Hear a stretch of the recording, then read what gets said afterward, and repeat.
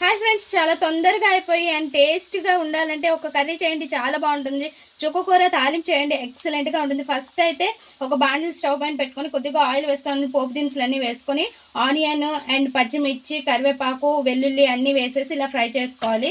ఈ ఫ్రై చేసుకున్న దీనిలోనే చుక్కకూరని నీట్గా వాష్ చేసేసి ఇందులో వేసుకోవాలి. అండ్ చాలా సింపుల్గా అయిపోతుంది, చాలా బాగుంటుంది. వేడి వేడి అన్నంలోకి, రోటీలోకి కూడా చాలా బాగుంటుంది. సో ఇంకా దీన్ని బాగా ఫ్రై చేసుకోవాలి. ఇందులోనే కొద్దిగా పసుపు, ఉప్పు వేసేసుకుంటే సరిపోతుంది. సో ఇంకా కారం వేయవలసిన అవసరం లేదు, ఎందుకంటే మనం పచ్చిమిర్చి వేసాం కాబట్టి ఘాటు సరిపోద్ది. సో ఇంకా కొద్దిగా తగినంత ఉప్పు వేసేసుకొని మరి కొద్దిసేపు ఇట్లా తిప్పేసుకొని స్టవ్ ఆఫ్ చేసేసి సర్వ్ చేసుకుంటే చాలా బాగుంటుంది. వేడి వేడి అన్నంలోకి అయితే ఎక్సలెంట్గా ఉంటుంది. చాలా చాలా బాగుంటుంది, పుల్ల పుల్లగా చాలా చాలా బాగుంటుంది. ఒక్కసారి అయితే ఇలా ట్రై చేయండి. Please friends, subscribe.